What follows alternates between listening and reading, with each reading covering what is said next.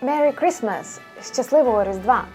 And today, me and Sasha have one of the best tasks in the year. We are going to tell you the story of the Ukrainian Christmas and introduce you to our basic traditions.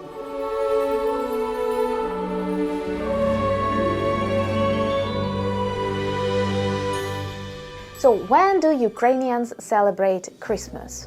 For decades, we celebrated it on the 7th of January, and the Christmas Eve was on the 6th of January, according to the old Julian calendar.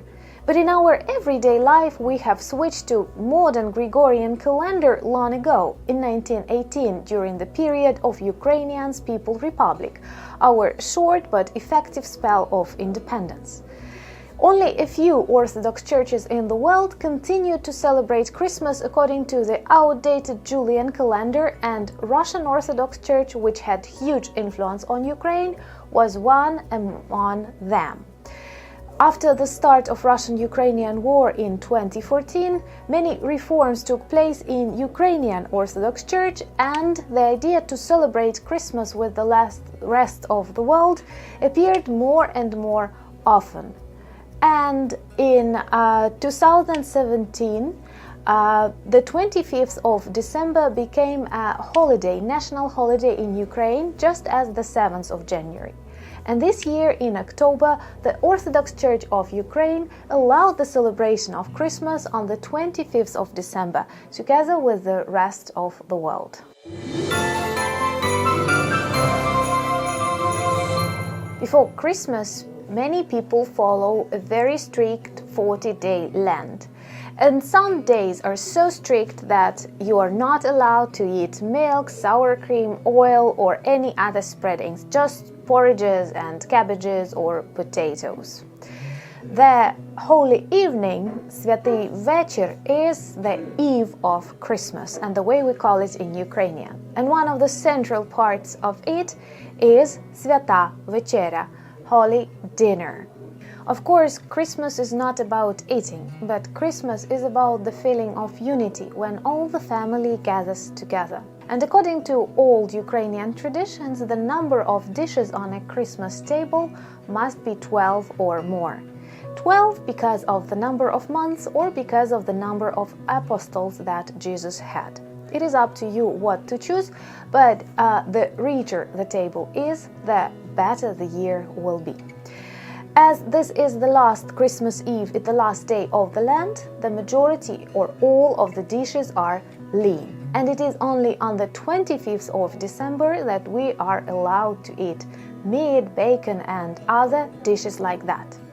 But the most important role among the dishes on the Christmas dinner table belongs to kutya, which is a specific ritual dessert, if it's possible to say so. It is made of boiled wheat and barley and combined with honey, raisins, nuts, and whatever you like to make it tastier and more delicious.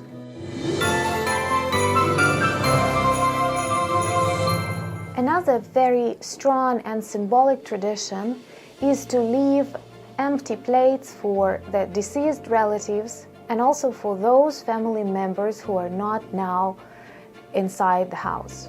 I think today, when so many people are fighting and on the front lines, this will get a totally different meaning. This is the year of serious losses for Ukrainian people, but at the same time a period of our great strength. The family traditionally gathered for this Christmas supper, and it always began with a prayer.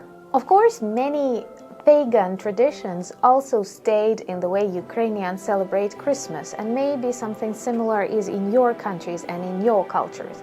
For example, these were the days when people were encouraged to invite poor or homeless people to eat to guarantee themselves a prosperous year. This is also a time of making wishes or telling a fortune for the next year.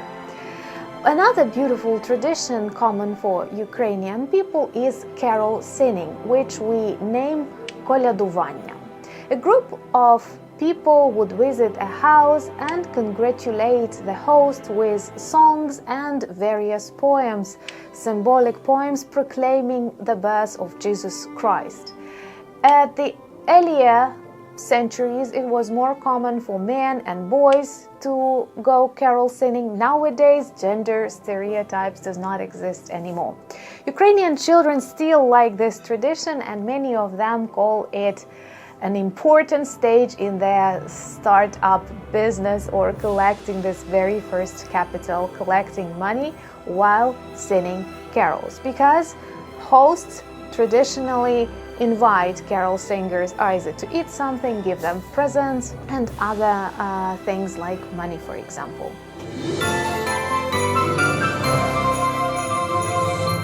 By the way, it is important to know that one of the world-famous carols, the Carol of the Bell, was written by a Ukrainian composer Mykola Leontovich back in 1914 and was inspired by a traditional folk carol of Ukraine. In Ukraine, we also decorate Christmas trees, but we have another element that might be unusual for you, and that is diduch. Diduch is something similar to a bouquet of spikelets, which was brought into a house on a Christmas Eve in a very symbolic ceremony with the attention of all the family members, and it symbolized the generosity of the previous year and always occupied an important part in the house. Many members of the family also went for a church service for a night, and then when they returned back home, they congratulated everyone with Christmas. The traditional way to congratulate people with Christmas is «Христос народився, славімо Його», which means Christ is born, glory to Him. Христос народився, славімо Його.